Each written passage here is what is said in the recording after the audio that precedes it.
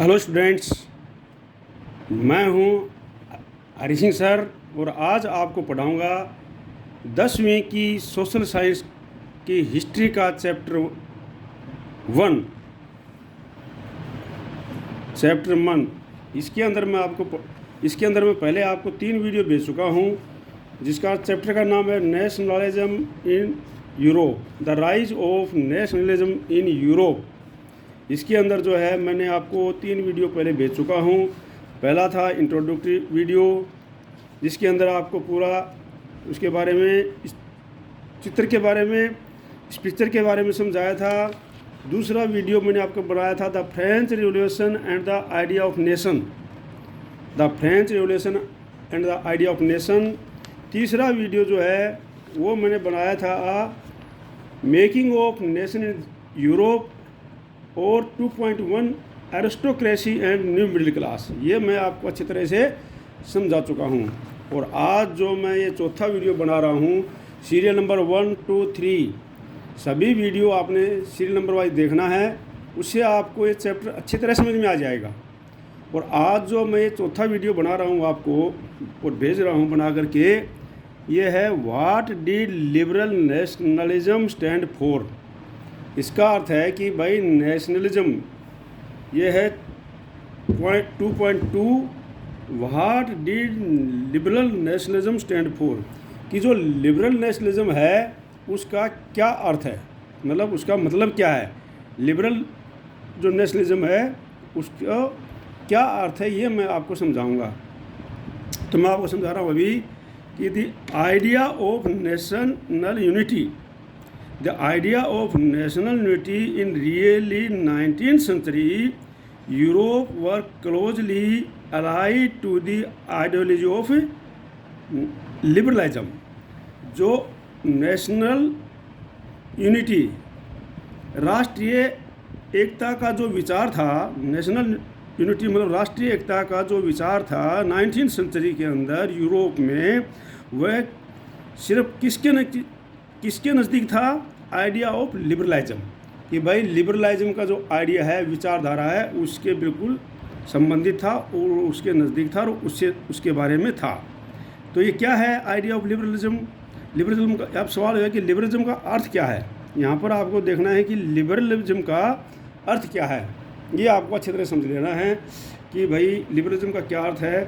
The term liberalism drives from the Latin root liber. जो ये शब्द जो है लिबरलिज्म है, ये वर्ड जो लिबरलिज्म है, ये कहाँ से निकला है, इसकी उत्पत्ति हुई है, ये निकला है कि लैटिन भाषा के लिबर शब्द से बना है लिबरलिज्म, मीनिंग फ्री। इसका अर्थ है कि फ्री, स्वतंत्र होना। तो लिबरलिज्म का अर्थ हो गया स्वतंत्रता। लिबरलिज्म का अर्थ हो गया स्वतंत्रता। अभी स्वतंत्रता किस प्रकार की है, ये अलग अलग है। देखो अभी for the new middle class, जो न्यू मिडिल क्लासेस अरेंज हुई थी फ्रेंच रिवॉल्यूशन के बाद में, मैंने आपको पढ़ाया था, जो न्यू मिडिल क्लासेस अरेंज हुई थी, उनका लिबरलिज्म स्टूड फॉर, उनका लिबरलिज्म का अर्थ था freedom for the individual and equality of all before law. उनका अर्थ था कि स्वतंत्रता, इंडिविजुअल की फ्रीडम फॉर इक्वलिटी मतलब इंडिविजुअल की स्वतंत्रता, और फ्रीडम फॉर इक्वलिटी मतलब इंडिविजुअल की स्वतंत्रता, and freedom for individual and equality of all before law, और कानून के सामने सभी की समानता, सभी कानून के सामने बराबर होना चाहिए, और इंडिविजुअल जो है बिल्कुल स्वतंत्र होना चाहिए, उसको अपने अधिकारों, स्वतंत्र अधिकार उसके लिए होने चाहिए। ये था न्यू मिडिल क्लास के लिए लिबरलिज्म का अर्थ है, ठीक है नहीं। पॉलिटिकल रूप से इसका क्या अर्थ है, पॉलिटिकल रूप से इसका अर्थ है कि वह it एम्प्रेसेस the concept of government by consent. मतलब कहने का मतलब है कि लिबरलिज्म के अंदर सरकार जो होनी चाहिए वो बाय कंसेंट होना चाहिए। बाय कंसेंट मतलब सबकी सहमति से होना चाहिए। इसका मतलब सबकी सहमति से होगी तो इसका मतलब डेमोक्रेटिक सरकार होगी।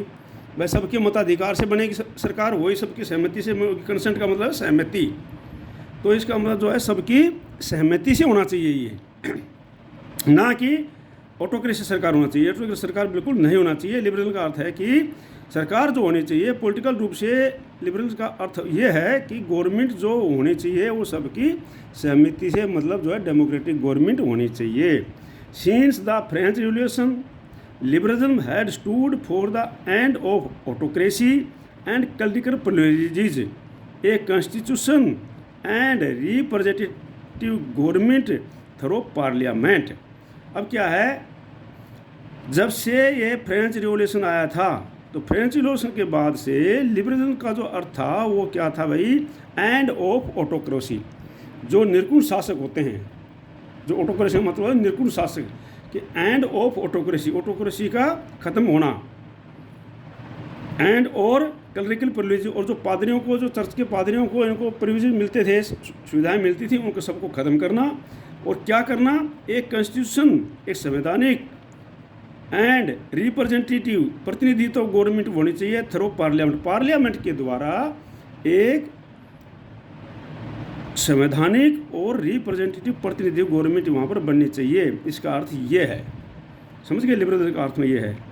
तो अच्छी तरह मैंने आपको समझा दिया कि भाई लिबरलिज्म का अर्थ जो है पॉलिटिकल रूप से क्या है कि ये गवर्नमेंट ऐसी होनी चाहिए जो सहमति से बनी हो और जिसके अंदर ऑटोक्रेसी बिल्कुल ख़त्म हो। फ्रेंच रिवॉल्यूशन के बाद में लिबरलिज्म का अर्थ यही था कि भाई सारे के सारे जो ऑटोक्रेसी है, निर्कुल राजतंत्र है, ये सब खत्म होना चाहिए।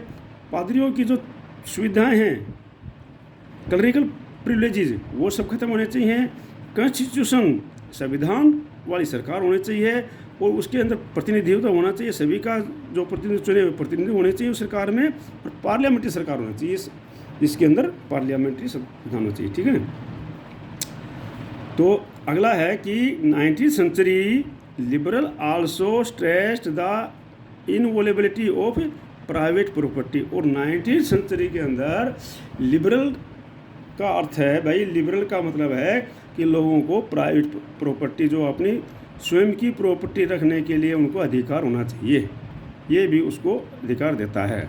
तो इस प्रकार से लिबरल का अर्थ हमने पॉलिटिकल रूप से इसको पढ़ा है। और क्या है इसमें, yet equally before law did not necessarily stand for universal suffrage. लेकिन यहाँ पर एक चीज़ और है कि इक्वलिटी बिफोर लॉ, ये सबको जो है इसमें ज़रूरी नहीं है कि बस सभी को यूनिवर्सल सफ्रेज हो, मतलब सभी को मताधिकार, मत करने का अधिकार हो, सभी को अपने वोट डालने का अधिकार हो, ये ज़रूरी नहीं है इक्वलिटी बिफोर लॉ के अनुसार। तो क्या था फिर ये, you will recall that in revolutionary France. अभी आपको याद होगा कि जब क्रांति के बाद में जो फ्रांस की स्थिति थी, revolutionary France which marked the first political experiment, जो फर्स्ट पॉलिटिकल एक्सपेरिमेंट था, प्रयोग था, उसके अंदर क्या किया गया था, इन लिबरल डेमोक्रेसी, जो लिबरल डेमोक्रेसी थी उनकी, जो स्वतंत्रता की जो डेमोक्रेसी प्रजातंत्र था, उसमें क्या किया गया था इन्होंने, the right to vote and to get elected was granted exclusive to property owners man. ये राइट टू वोट सिर्फ उनको दिया गया था। आपको याद होना चाहिए कि फ्रांस रिवॉल्यूशन के बाद में, फ्रांस की क्रांति के बाद में राइट टू वोट का अधिकार केवल उन लोगों को दिया गया था जो लिबरल डेमोक्रेसी के अंदर राइट टू वोट का अधिकार केवल उन चुने हुए लोगों को दिया गया था जिनके अंदर ग्रांट एक्सक्लूसिव टू प्रॉपर्टी, जिनके पास प्रॉपर्टी थी, और प्रॉपर्टी मालिकों को, और केवल मैन को, वुमेन को उसमें नहीं दिया गया। मैन को दिया गया था, वो भी सिर्फ उन मैनों को दिया गया था जिनके पास में केवल प्रॉपर्टी थी। ठीक है नहीं, समझ गए। मैन विदाउट प्रॉपर्टी, बिना प्रॉपर्टी वाले man, and all women were excluded from political rights. जो बिना प्रॉपर्टी वाले मैन थे और सारी की सारी वुमेन, इन सब को पॉलिटिकल राइट से बाहर कर दिया गया था। इनको पॉलिटिकल राइट्स नहीं दिए गए थे। Only for a brief period, केवल थोड़े समय के लिए, अंडर द जैकोबिन क्लब, जब जैकोबिन क्लब आए थे कुछ समय के लिए, did all adult males enjoy suffrage. उस समय सभी अडल्ट मेल को, उस समय वुमेन को नहीं, सिर्फ अडल्ट मेल को ये वोटिंग का अधिकार दिया गया था थोड़े समय के लिए, सिर्फ जैकोबिन कले के दौरान। However the Napoleon code went back to the limited suffrage and reduced women to the status of minors subject to the authority of fathers and husbands. और फिर भी जब नेपोलियन कोड आया, जहाँ पर जब नेपोलियन कोड आया था तो उस समय क्या हुआ था, वापिस सफरेज का अधिकार रिड्यूस कर लिया गया था, किससे, वुमेन से। और वुमेन को क्या कहा गया था कि ये माइनर हैं, इनको जो है, इनके वुमेन्स को फादर और हस्बैंड के अधीन कर दिया गया था। कहने का तात्पर्य है, अगर लड़की है जिसकी शादी नहीं हुई है तो फादर के अधीन रहेगी और उसके आज्ञा अनुसार ही चलेगी। अगर वो शादी हो जाती है तो हस्बैंड के अधीन रहेगी। तो इस प्रकार फादर, वुमेन्स को फादर और हस्बैंड के अधीन कर दिया गया था, समझ गए ना, पिता और पति के अधीन इनको कर दिया गया था। Through out the 19th century, पूरी की पूरी 19th century and early 20th century, और शुरुआत में 20th सेंचुरी में women's and non properties man organised opposition movements demanding equal political right. क्या है कि through out the 19th century, पूरी की पूरी 19th सेंचुरी में और अर्ली 20th सेंचुरी में वुमेन और नॉन प्रॉपर्टी मैन जो है, इन्होंने क्या किया, ऑर्गेनाइज संगठन बनाए अपने, और उन्होंने विरोध किया, ओपोजिशन किया, आंदोलन चलाए और डिमांड की, किसके लिए, इक्वल पॉलिटिकल राइट्स के लिए। इन्होंने इक्वल पॉलिटिकल राइट्स के लिए डिमांड की, संगठन बनाए और आंदोलन चलाए। कब, throughout the 19th century and early 20th century में ये सब किया गया इन्होंने। इन द इकोनॉमिक सफर, अब जो ये तो था पॉलिटिकल क्षेत्र में, पॉलिटिकल क्षेत्र में लिबरलाइजिंग का मतलब क्या है, ये मैंने आपको अच्छी तरह समझा दिया भाई। पॉलिटिकल क्षेत्र में लिबरलाइजिंग का मतलब ये है कि सभी को इक्वल राइट्स होने चाहिए, स्वतंत्रता होनी चाहिए इंडिविजुअल की, और एक संवैधानिक सरकार होनी चाहिए जो कि कंसेप्ट से बने, मतलब जो कि सबके सहमत से बनी हुई, इस प्रकार से सरकार होनी चाहिए। और ये इसके राजतंत्र, निरंकुश राजतंत्र, और इसका जो क्या बोलते हैं, पादरी, जो चर्च के पादरी वगैरह होते हैं, इनके जो भी अधिकार हैं, इनकी जो सुविधाएं हैं, वो सब बंद होनी चाहिए। तो इसका मतलब ये था कि राजनीतिक क्षेत्र में तो पॉलिटिकल लिबरल का मतलब ये होता है। अब आता है दूसरा पहलू इसका कि इन द इकोनॉमिक सफर। अब इकोनॉमिक क्षेत्र में लिबरलाइजिंग का मतलब क्या है, ये मैं आपको समझाऊंगा अभी। तो in the economic sphere liberalism stood for the freedom of market. Liberalism का मतलब है कि भाई जो मार्केट है सो स्वतंत्र, इसको स्वतंत्र कर दो। मार्केट बिल्कुल स्वतंत्र होना चाहिए। स्वतंत्र का मतलब ये है कि मार्केट के अंदर सरकार का कंट्रोल नहीं होना चाहिए कि भाई मार्केट के जो भाव है वो सरकार तय करेगी। नहीं, मार्केट के भाव किस पर होना चाहिए, सप्लाई और डिमांड के आधार पर होने चाहिए। भाई सप्लाई ज़्यादा आ गई, डिमांड कम है, तो ऑटोमेटिक भाव रेट जो है कम हो जाएंगे।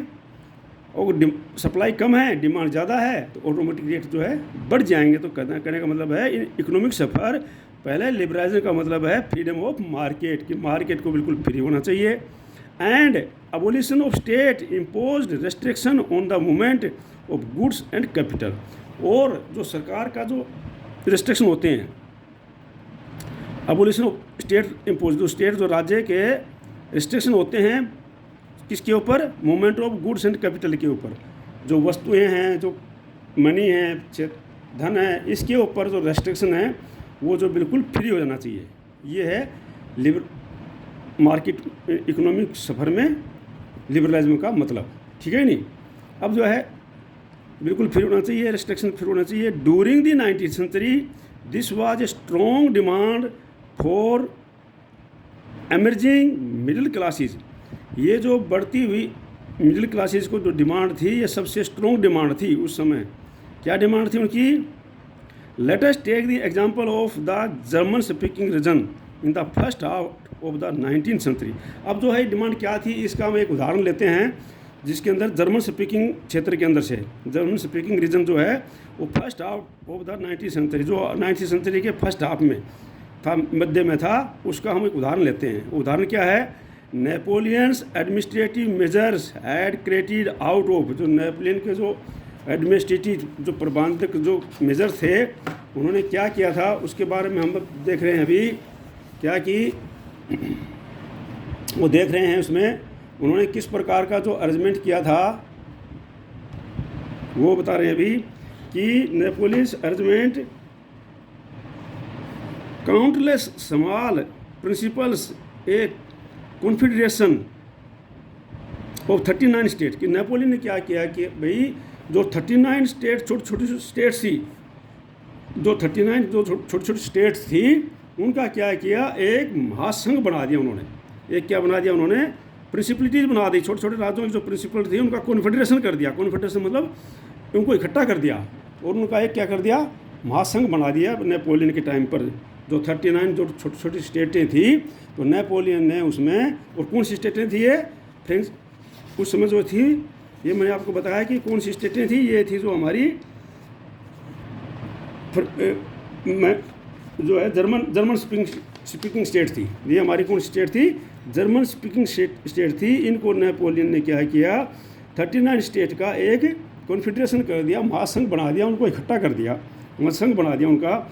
Each of these possessed its own currency. क्या था कि इन 39 स्टेट के अंदर हर एक की अपनी अपनी करेंसी होती थी। इनकी करेंसी क्या होती थी, अपनी अपनी करेंसी होती थी। एंड वेट एंड मेजर सबके अपने अपने होते थे। मतलब हर एक स्टेट के जो 39 स्टेट थी छोटी छोटी, इनके अंदर क्या थी, सबकी अलग अलग करेंसी थी, सबके वेट अलग अलग थे और सबके मेजर नापने का जो तरीका था वो अलग था। कहने का मतलब वेट वजन करने का तरीका और जो नाप का तरीका, जो कपड़े वगैरह को नाप करते हैं उनका तरीका सारा का सारा सबका डिफरेंट था। ठीक है नहीं। अब क्या था आगे, a merchant travelling in 1833 from Hamburg to Nuremberg. अब अगर एक व्यापारी हैम्बर्ग से नुरम्बर्ग जाता है 1833 में, तो टू सेल इज गुड्स, अपनी वस्तुओं को बेचने के लिए, अपने सामान को बेचने के लिए अगर वो जाता है तो goods would have had to pass through 11 custom barriers, और उसको 11 कस्टम बैरियर से गुजरना पड़ता था। मतलब कहने का मतलब है, एक अगर इन स्टेटों के अंदर एक व्यापारी अपना सामान बेचने के लिए जाता है, अपनी गुड्स को बेचने के लिए जाता है, सेल करने के लिए जाता है, तो उसको कितने कस्टम बैरियर से गुजरना पड़ता था, 11 कस्टम बैरियर से गुजरना पड़ता था वहाँ पर। एंड पे ए custom duty of about 5% at each one of them, और हर एक कस्टम बैरियर के ऊपर 5% उसको कस्टम ड्यूटी देनी पड़ती थी, मतलब उसको टैक्स देना पड़ता था। 5% जो हर एक कस्टम बैरियर के ऊपर उसको क्या करना पड़ता था, उसको देना पड़ता था टैक्स। ठीक है कि नहीं।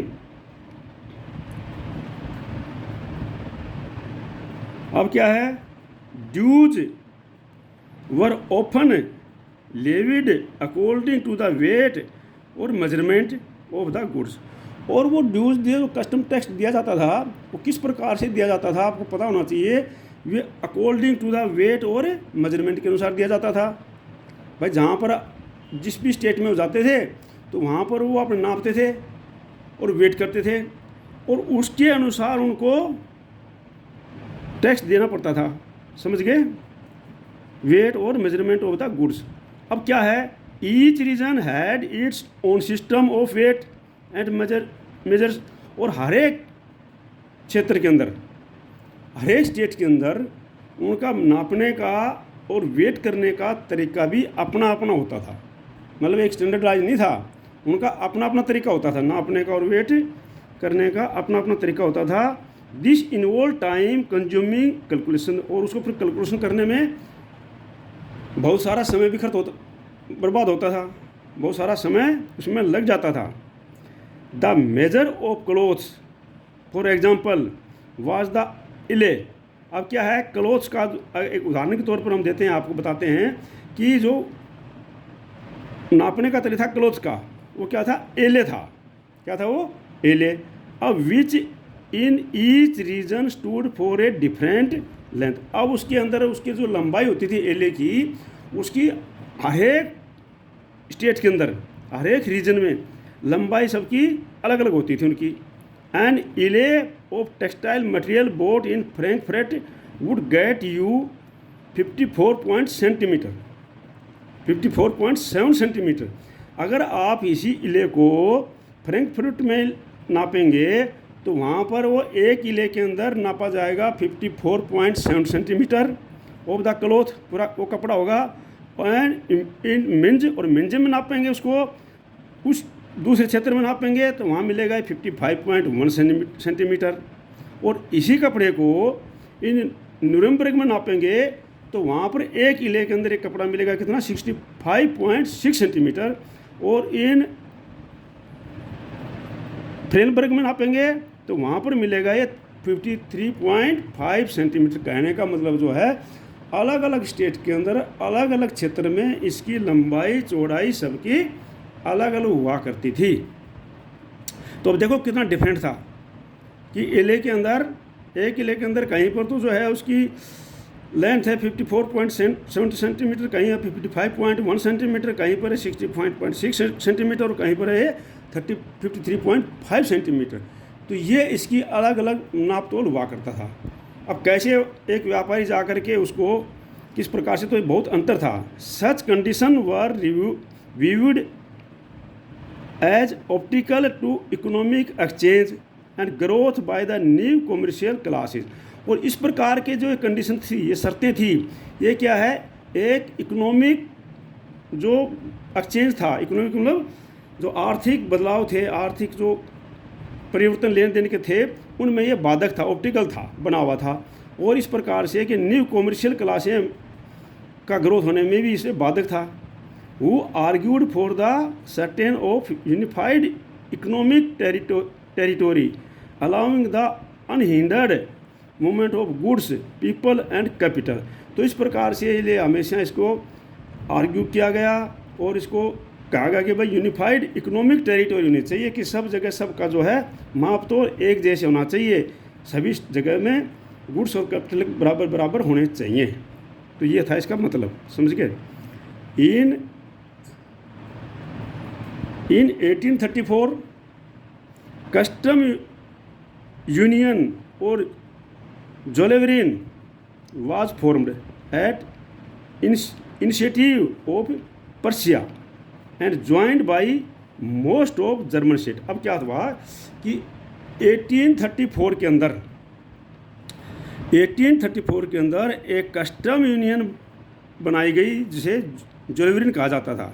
तो क्वेश्चन आ जाता है कि व्हाट वाज द जोलेवरिन, तो it was the A custom union made in 1834। तो 1834 में एक कस्टम यूनियन बनाई गई जिसके जोलेवरिन कहा जाता था। और किसकी पहल के ऊपर बनाई गई, इनिशिएटिव ऑफ पर्शिया। ये पर्शिया की जो पहल पर बनाई गई कि भाई पर्शिया ने इनिशिएटिव लिया कि भाई हमें जो है एक जोलेवरिन बनानी चाहिए, जो कस्टम यूनियन बनानी चाहिए, ठीक है नहीं। And joined bye most of German state. और इसमें इस जोलेवरिन को मोस्ट ऑफ अधिकतर जर्मन स्टेट ने इसको ज्वाइन कर लिया था। मतलब जो जर्मन स्टेट थी 39 जगह था, वो सब ने उनको ज्वाइन कर लिया। The union abolished tariff barrier and reduced the number of currencies from over 30 to 2। अब इस यूनियन ने क्या किया, अब इस यूनियन ने ये किया कि उसने जितने भी टैरिफ बैरियर थे उनको अबोलिस्ट कर दिया, मतलब हटा दिया उन बैरियर्स को। जो हर जगह 5% लिया करते थे ना, 11 बैरियर से होकर गुजरना पड़ता था, उन सबको जो है इन्होंने ख़त्म कर दिया कि भाई जो टैक्स लिया जाएगा वो एक जगह लिया जाएगा। और जो करेंसी कितनी थी, ओवर 30 से भी ज़्यादा करेंसी थी, उनको करके सिर्फ 2 करेंसी बना दिया इन्होंने। उनको सिर्फ उन्होंने 2 करेंसी में परिवर्तित कर दिया, सिर्फ 2 करेंसी रख दी उन्होंने बस, सिर्फ बाकी सबको हटा दिया। जैसे हमारे हैं 2 करेंसी, रुपीज़ और पैसे, तो इसी प्रकार से उन्होंने सिर्फ 2 करेंसियाँ रख दिया। The creation of network of railway further stimulated mobility, harnessing economic interest and nation unification. और जो इस प्रकार से वहाँ पर रेलवे ने भी बाद में बहुत अच्छा भूमिका निभाई, जो कि नेशन यूनिफिकेशन के अंदर और उसके अंदर इकोनॉमिक इंटरेस्ट के अंदर, ठीक है ना। A way of economic nationalism stand the wider nationalism sentiments growing the time. और उस समय जो है, जो कि लहर थी किसकी, इकोनॉमिक नेशनलिज्म की, और इसने मजबूत किया किसको, नेशनलिस्ट सेंटीमेंट जो भावना थी, वाइडर नेशनल सेंटीमेंट भावना थी, उसको भी इसने बहुत मजबूत किया और ये इसमें भी उसमें भूमिका निभाई। तो हम पढ़ रहे हैं कि भाई यूरोप के अंदर नेशनलिज्म की भावना कैसे आई, तो एक एक पॉइंट करके हम पढ़ रहे हैं। तो ये पॉइंट था कि भाई लिबरलिज्म स्टैंड फॉर लिबरलिज्म। आप समझ गए होंगे अच्छी तरह से what did liberal national stand for. तो इसका अर्थ आपको दो भाग में बता दिया मैंने। पहला क्या भाई, इसको पॉलिटिकल लिबरलिज्म का अर्थ, लिबर का अर्थ बता दिया आपको, लिबरल का अर्थ है स्वतंत्रता, और इसमें दो प्रकार की लिबरलिज्म थी। एक पॉलिटिकल थी, पॉलिटिकल स्फेयर में मतलब राजनीतिक क्षेत्र में किस प्रकार होना चाहिए कि व्यक्ति जो है स्वतंत्र होना चाहिए, सरकार जो है पार्लियामेंट्री होनी चाहिए, सबकी कंसेंट से सबकी सहमति से बननी चाहिए, और इस प्रकार से। और आर्थिक क्षेत्र के अंदर जितने भी टैक्स फ्री होने चाहिए, सारा मैंने आपको अच्छी तरह से पढ़ा दिया है। तो ये आप समझ गए होंगे। इसको दोबारा अच्छी तरह से पढ़ लेना आपने, इस वीडियो को अच्छी तरह से देखना, और इस वीडियो को देखने के बाद में इस वीडियो को आप जो है सब्सक्राइब कर लेना और आइकॉन बेल को दबा लेना, ताकि जो भी मैं ये बना के भेज रहा हूँ ये आपको अच्छी तरह से समझ में आ जाए। तो इस वीडियो को सब्सक्राइब ज़रूर कर लेना, आप इस चैनल को सब्सक्राइब जरूर कर लेना, ताकि जो मैं हमेशा जितने भी आपको वीडियो भेजूँगा वो आपको अच्छी तरह समझ में आ जाएंगे और आपके पास पहुँच जाएंगे, बिना भेजे पहुँच जाएंगे। ठीक है कि नहीं। तो अब जो है इसी वीडियो में मैं एक और ले रहा हूँ 2.3 ए न्यू कंजर्वेटिज्म आफ्टर 1815, कि भाई 1815 के बाद में न्यू कंजर्वेटिज्म कैसे आया, इसको और मैं आपको पढ़ा रहा हूँ। ठीक है कि नहीं, इसको मैं आपको पढ़ा रहा हूँ इसी वीडियो के अंदर। तो आप इसको इसमें पढ़ लेना। मैं दो पॉइंट बना करके वीडियो भेज रहा हूँ। वीडियो मेरा नंबर 4 है, ये पहले 3 मैं भेज चुका हूँ। तो सीरियल से 1, 2, 3 पढ़ना, फिर 4 पढ़ लेना, आपको अच्छी तरह समझ में आ जाएगा ये चैप्टर। तो देखो अब ये न्यू कंजर्वेटिज्म आफ्टर 1815 के बाद में नया कंजर्वेटिज्म कैसे आया। सबसे पहले तो मैं आपको कंजर्वेटिज्म की अर्थ समझा रहा हूँ। भाई कंजर्वेटिज्म होता क्या चीज़ है। तो कंजर्वेटिज्म ये होता है कि ये कंजर्वेटिज्म जो होते हैं ये पुराने रूढ़िवादी होते हैं, ये पुराने विचारों के लोग होते हैं, पुरानी संस्थाओं में विचार रखते हैं। उनका मतलब ये था कि भाई जो है ये कंजर्वेटिव ये थे कि भाई हमारे जिस प्रकार से राजा होता है तो राजा का राज होना चाहिए, चर्च का अधिक होना चाहिए। अगर चर्च ने बोल दिया संडे को आना है, मंडे को नहीं आना है, संडे को आना है, तो आना ही चाहिए। तो कहने का तात्पर्य है कि ये रूढ़िवादी होते हैं और ये जो है कंजर्वेटिज्म होते हैं। मान लो कि कोई अभी नए आप लोग हैं, तो कंजर्वेटिज्म को दूसरा अर्थ में आपको समझा रहा हूँ। जैसे मान लो कि आप लोग हैं, आप लोग पैंट शर्ट पहनते हैं, जूते पहनते हैं और वेस्टर्न टाइप के कपड़े पहनते हैं, और आपको कोई अगर बूढ़े आदमी ये बोले नहीं भाई आप गुड मॉर्निंग बोलते हैं, और कोई जो कंजर्वेटिज्म आदमी है, जो रूढ़िवादी आदमी हैं, वो आपको ये बोले नहीं आप गुड मॉर्निंग नहीं बोलेंगे, आप राम राम बोलेंगे, आप पैर छुएंगे या हाथ जोड़ के प्रणाम करेंगे, आप धोती कुर्ता पहनेंगे, इस प्रकार के अगर वो बोले तो वो क्या कहेगा, उसको कहेंगे हम कंजर्वेटिज्म आदमी है, ये रूढ़िवादी आदमी हैं। तो कंजर्वेटिज्म का मतलब होता है भाई पुराने रूढ़िवादी विचारों वाला आदमी। अब आता है न्यू कंजर्वेटिव।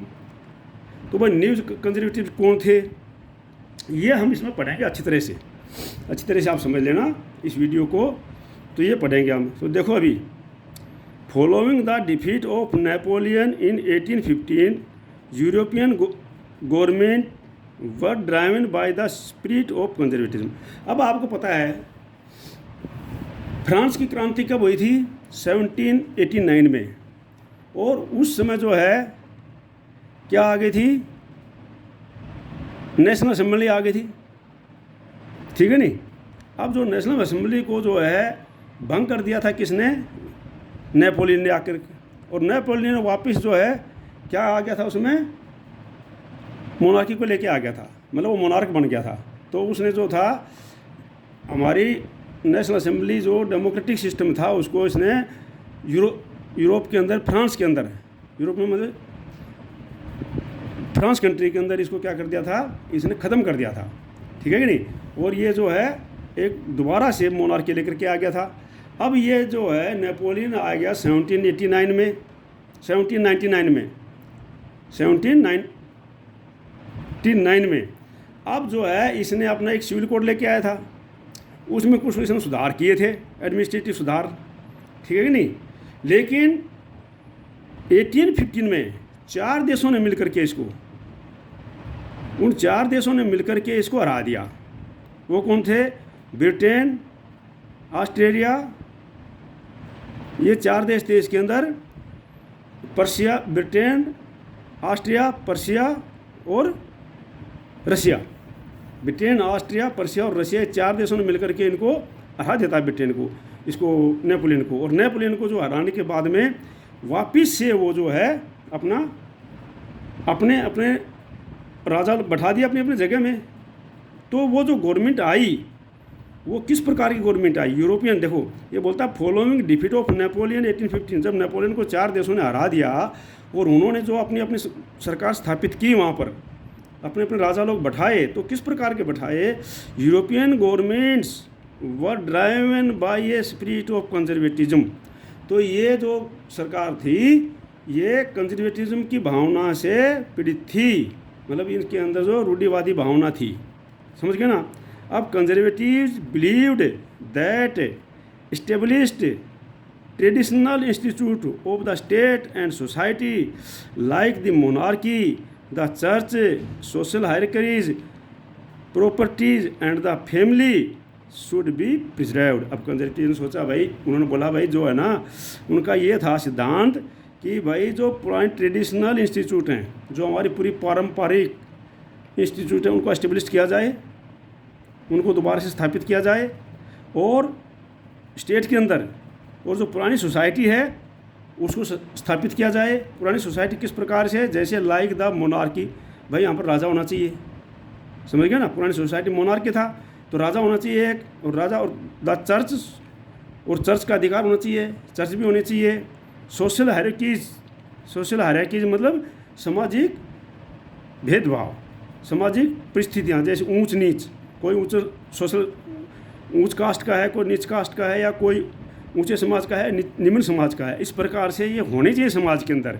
और प्रॉपर्टी रखने का अधिकार कुछ लोगों को होना चाहिए, और फैमिली शुड बी प्रिजर्व्ड, और इस प्रकार से फैमिली रखने का अधिकार भी होना चाहिए। ये प्रकार पुरानी जो हमारी संस्थाएं थी वो इसी प्रकार से होनी चाहिए जैसे कि पहले थी।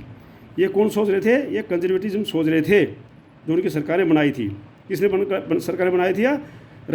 ब्रिटेन, ऑस्ट्रिया, पर्शिया और रशिया ने अपने अपने जो सरकारें बाद में उनको नेपोलियन को हरा करके बनाई थी सरकारें, तो उनके होना चाहिए। Most conservatives however did not propose A return the society of pre revolutionary days. उसमें से एक बात और थी, क्या थी कि अधिकतर जो कंजर्वेटिव थे वो ये नहीं चाहते थे कि भाई जो नेपोलियन से पहले की समाज था कि सारा का सारा वैसा ही होना चाहिए, क्योंकि नेपोलियन सुधार किए थे। तो वो चाहते थे कि भाई जो नेपोलियन सुधार किए हैं ना, उन सुधारों को हमें बरकरार रखना चाहिए। क्यों बरकरार रखना चाहिए? क्योंकि वो राजा के लिए, राजा को और मजबूत कर रहे हैं। तो हम पढ़ेंगे इसमें, देखो वो चाहते थे कि भाई जो है, जो हमारे सुधार किए हैं, most conservative however did not propose A return of the society pre revolutionary days. बहुत से जो कंजर्वेटिव थे वो जो प्री रिवॉल्यूशनरी डेज थे, जो पुराने दिन थे, कब? क्रांति से पहले के दिन, उस प्रकार का समाज नहीं बनाना चाहते थे। वो क्या चाहते थे? रदर देश के अलावा क्या चाहते थे? दे रियलाइज, उन्होंने महसूस किया from the change initiated by Napoleon, जो नेपोलियन ने कुछ बदलाव किए हैं, नेपोलियन ने कुछ बदलाव करने के इनिशिएटिव लिया है और बदलाव किए हैं। दैट मॉडर्नाइजेशन, वो जो आधुनिकरण है, जो नेपोलियन ने जो बदलाव किए हैं, जो आधुनिकरण है, could in fact strength traditional institute like the monarchy. बोलता है ये जो बदलाव हैं, ये जो हमारे मोनार्की राजतंत्र के लिए, राजतंत्र संस्थाओं के लिए क्या है, ये स्ट्रेंथन है, मजबूत करते हैं। मतलब उसने जो नेपोलियन ने जो सुधार किए थे ना, नेपोलियन जो चेंजिंग की थी, सुधार किए थे, तो बहुत से जो ये ट्रेडिशनल थे, बहुत से जो कंजर्वेटिव थे, वो चाहते थे कि भाई जो पुराने के जो हैं वो पूरे के पूरे जो उनके बदली मत करो, क्योंकि उसने जो इंस्टीट्यूशन बनाई है वो हमारे मोनार्की को और मजबूत कर रहे हैं। हमारे राजतंत्र को, निरंकुश राजतंत्र को, मोनार्की को और भी मजबूत कर रहे हैं। कैसे मजबूत कर रहे हैं वो? It could make state power more affective and strong. ये जो बदलाव हैं ये राज्य को और अफेक्टिव बना रहे हैं और स्ट्रॉन्ग बना रहे हैं। ये जो नेपोलियन जो बदलाव करके चला गया है, बदलाव कर दिए हैं अभी, तो उसने क्या है, राज्य को, स्टेट को क्या है और अफेक्टिव बना रहे हैं, मोर स्ट्रॉन्ग बना रहे हैं। कैसे बना रहे हैं वो? ये मॉडर्न आर्मी क्या है, नेपोलियन ने मॉडर्न आर्मी बनाई थी, तो बोलता है एक मॉडर्न आर्मी, आधुनिक आर्मी है, एन एफिशिएंट ब्यूरोक्रेसी, और क्या है, एक एफिशिएंट ब्यूरोक्रेसी है जो उसने बनाई है, एक प्रभावशाली नौकरशाही, एक डायनामिक इकोनॉमिक, और एक प्रभावशाली जो अच्छी अर्थव्यवस्था उसने बनाई है। द अबोलिशन ऑफ फेडरलिज्म, और जो सामंतवाद को जो उसने हटा दिया है, और क्या किया उसे, सफरडम, और जो क्या किया था ये कि जो उनको किसानों को जो भूमि के अंदर जो दास बना रखे थे उनको उन्होंने हटा दिया है। Could central stands the autocratic monarchy of Europe, बोलता है ये इस प्रकार के जो फैसले उसने लिए हैं, किसने ये फैसले ले रखे हैं, जिसने, नेपोलियन ने, वो जो है हमारे मोनार्की जो ऑटोक्रेटिक निरंकुश मोनार्कीज हैं, निरंकुश राजतंत्र हैं यूरोप के, उनको मजबूत करेंगे इस। तो बोलता है इनको हमें नहीं छेड़ना है, ठीक है नहीं। इन 1815 representative of the European power Britain, Russia, Persia and Austria, मैं आपको बता रहा था कि जो ब्रिटेन, रशिया, पर्शिया और ऑस्ट्रिया ने जो उनको हराया था, उन सभी के जो प्रतिनिधि थे, रिप्रेजेंटेटिव थे, जो यूरोपियन पावर थी, उन्होंने क्या कहे, who had collectively defeat the Napoleon, जिसने सबने इकट्ठा होकर क्या किया था, नेपोलियन को हराया था। मेट एट वेना, वे क्या वेना में मिले, कहाँ मिले, वेना में मिले। वेना में मिले वो किस लिए मिला, to drop a settlement of Europe, इस सेटलमेंट को दोबारा से स्थापित, पूरे यूरोप को दोबारा से स्थापित करने के लिए वो सारे के सारे उनके प्रतिनिधि कहाँ इकट्ठे हुए, चारों देश के प्रतिनिधि, ब्रिटेन, रशिया, पर्शिया और ऑस्ट्रिया के प्रतिनिधि, जिन्होंने हराया था किसको, नेपोलियन को, उनके प्रतिनिधि सारे के सारे वेना में जा कर के इकट्ठे हुए। किस लिए इकट्ठे हुए वो, सेटलमेंट ऑफ यूरोप, यूरोप का नया सेटलमेंट करने के लिए वो इकट्ठे हुए वहाँ पर। The Congress was hosted by the Austrian chancellor duke Metternich, और वो जो कांग्रेस थी, जो सभा थी, उसको किसने होस्टेज किया, उसको किसके अधीन में थी, मतलब किसके अंडर वो की गई, उसकी होस्टेड, मतलब उसकी जो है उसकी जो होस्टेड किया गया, मतलब उसको उसने जो किसको होस्टेड किया, उसने ड्यूक मटरनिक ने उसका प्रतिनिधित्व किया, मतलब ठीक है नहीं, वो उसके अधीन वो सभा की गई, उसका अध्यक्ष कौन था, ड्यूक मटरनिक था। द डेलीगेट्स, जो प्रतिनिधि थे, कौन किसके प्रतिनिधि थे, the delegates draft the treaty of Veena of 1815 with the object of undoing most of the changing that had come about Europe during the Napoleon War। अब क्या था, इन्होंने क्या किया भाई, ये सारे के सारे जो प्रतिनिधि थे, तो इन्होंने क्या किया, प्रतिनिधि किसके थे वो, ब्रिटेन, रशिया, ऑस्ट्रिया और पर्शिया के प्रतिनिधि थे। तो अब इन्होंने मिलकर क्या किया, जो नेपोलियन ने वार करके जो इलाके जीत लिए थे, उन सब को क्या कर दिया, इन्होंने अनडूइंग कर दिया, मतलब उसको सबको भंग कर दिया कि भाई इनको दोबारा से सेटलमेंट करेंगे हम, ठीक है नहीं। जो नेपोलियन वार के अंदर जो है उन्होंने प्रस्थापित किया था अपने इलाके को, उस सब को इन्होंने भंग कर दिया, मतलब उनको अब हम दोबारा से क्या करेंगे, अब कैसे करेंगे वो देखो। अब बोलते हैं the Bourbon dynasty which had been deposed during the French revolution. अब जो है फ्रेंच रिवॉल्यूशन के अधीन जब फ्रेंच रिवॉल्यूशन आई थी, उसमें बोर्बन डायनेस्टी जो वंश था, बोर्बन वंश था, बुर्बो वंश था, उसको क्या कर दिया था, ख़त्म कर दिया गया था।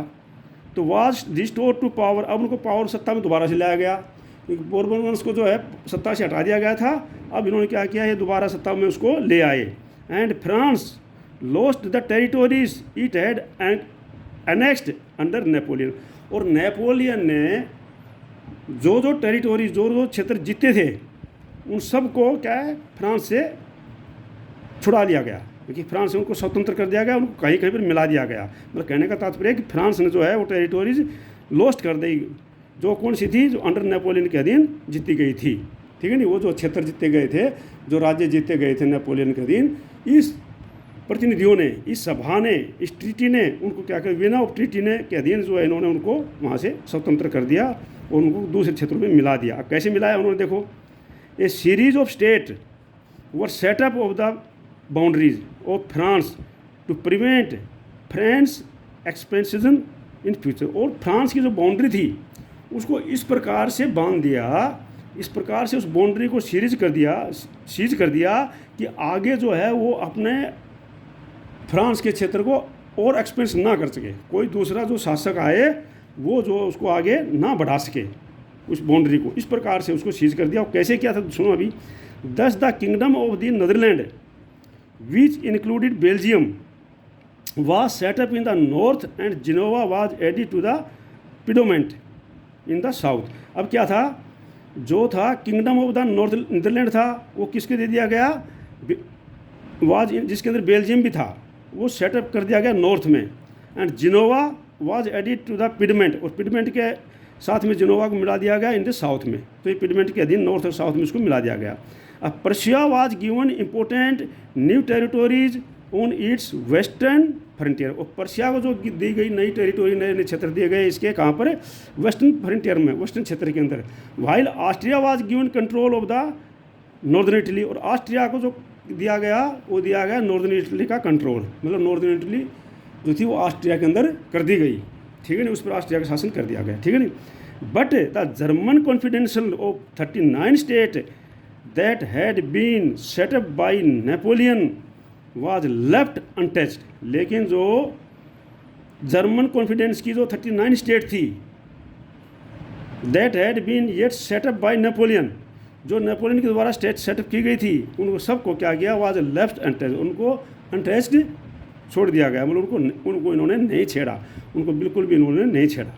इन द ईस्ट पर्शिया, और east Prussia in the east Russia के अंदर was given part of Poland. जो ईस्ट रशिया था वो किसको दिया गया पार्ट ऑफ पोलैंड को। While Prussia was given to portion of Saxony, और जो पर्शिया जो दिया गया वो पोर्शन ऑफ सेक्सोनी को दिया गया।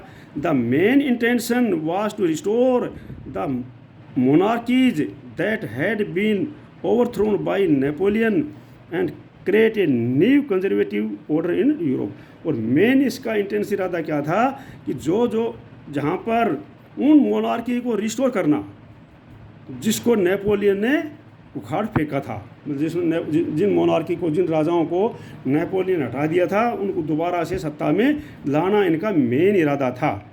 इस जो क्या था, ट्रीटी ऑफ वियना का मेन उद्देश्य यही था। ठीक है कि नहीं, समझ में आ रहा है आपको अच्छी तरह से।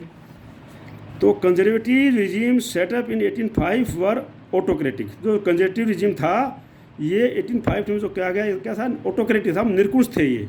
They did not tolerate criticism, वो किसी प्रकार का जो सेटअप किया गया इन्होंने 1855 के अंदर, जो राजतंत्र बैठाए गए, राजा बैठाए गए, बिल्कुल ऑटोक्रेटिक थे, बिल्कुल निरकुश थे। वो निरकुश क्या होते हैं, जो किसी प्रकार की कोई बात नहीं सुने। तो they did not tolerate criticism, वो किसी प्रकार की अपनी क्रिटिज्म, अपना जो उसकी विरोध करना नहीं समझते थे वो।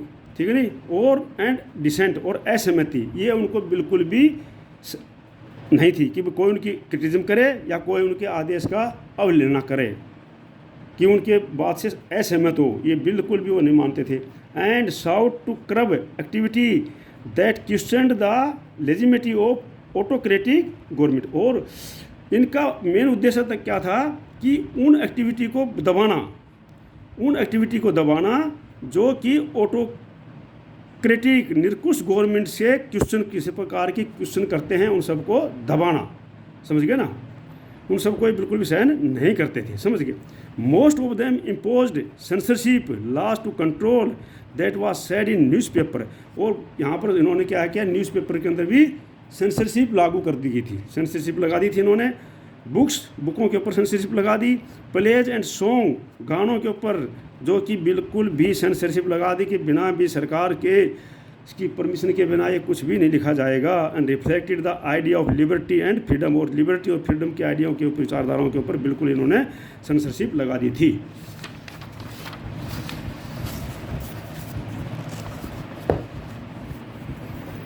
Associate with the French revolution, ये फ्रेंच रिवोल्यूशन के अंदर जो सेंसरशिप लगा दी, मैंने बता दिया आपको। The monarchy of French revolutionaries nonetheless continue to inspire liberal, जो मोनार्की जो फ्रेंच रिवोल्यूशन थे वो हमेशा अपने क्या है, अपनी भावनाएं जो इंस्पायर थी उनकी, वो लिबरल की भावनाओं को हमेशा उठा के रखते थे, लेकिन ये लोग उनको दबा के रखते थे। One of major issues taken up by the liberal nationalism, जो लिबरल नेशनलिज्म के लिए मेन जो इशू था, मेन मुद्दा था, वो था who criticise the new conservative order was freedom of press. जो मेन मुद्दा था, जो न्यू लिबरलिज्म का था, जो लिबरलिज्म जो लिबरल नेशनलिज्म का था, उनका मेन उद्देश्य ये था कि भाई इस प्रकार के फ्रीडम ऑफ प्रेस की और कंजर्वेटिव की क्या करना, क्रिटिसाइज करना, इनका मेन मुद्दा था। लेकिन क्या है, इन्होंने इसके ऊपर प्रतिबंध लगा रखा था, लेकिन फिर भी वो करते थे क्योंकि उसमें नेशनलिज्म की भावना जागी हुई थी। तो ये था आपका 2.3 न्यू कंसेप्ट, ये मैंने आपको पढ़ा दिया है। अगले वीडियो में मैं आपको रिवोल्यूशनरी के बारे में 2.4 के बारे में अच्छी तरह समझाऊंगा। आप इनको देखते रहना और इसको चैनल को सब्सक्राइब करना, आइकन बेल दबाना और इसको लाइक करना और इसको शेयर करना, ये आप लोग की जिम्मेवारी है, ताकि आप लोग को ज़्यादा से ज़्यादा वीडियो मिल जाएँ, सभी के पास पहुँचा दें, सभी के पास पहुँच जाएँ। और इनको पढ़ना है आप लोगों के लिए। मैं छुट्टियों में इतनी मेहनत कर रहा हूँ ताकि आप लोग बच्चे पढ़ते रहें, ठीक है नहीं। तो ये आप लोग अच्छी तरह से इसको सब्सक्राइब कर लेना, और ताकि आप लोग को ये नए नए वीडियोज़ मिलते रहें, और नए नए वीडियोज़ में जो है भेजते रहूँगा, ठीक है कि नहीं। और इनको ध्यान से पढ़ते रहना, क्योंकि समय बहुत कम है। बाद में अगर आप अभी नहीं पढ़ोगे तो बाद में पूरा रिवीजन नहीं हो पाएगा, इसलिए बहुत ज़रूरी है आपको इसके अंदर छुट्टियों के अंदर इनको पढ़ना।